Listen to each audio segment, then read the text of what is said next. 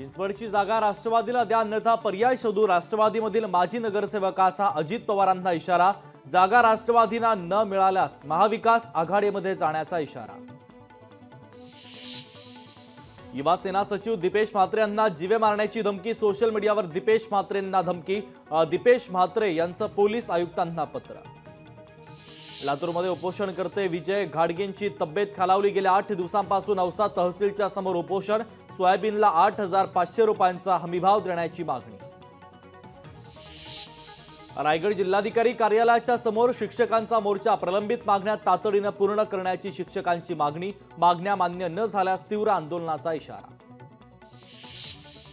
पिंपरी चिंचवडमध्ये पावसाची संततधार सुरू, पुणे हवामान विभागाच्या वतीने अतिवृष्टीचा इशारा। हिंगोली जिल्ह्यामध्ये जोरदार पावसाला सुरुवात, पावसामुळे सोयाबीन पिकाचं अतोनात नुकसान। कल्याण डोंबिवलीमध्ये जोरदार पाऊस, विजेच्या कडकडाटासह जोरदार पाऊस, तर अचानक आलेल्या पावसानं नागरिकांची तारांबळ।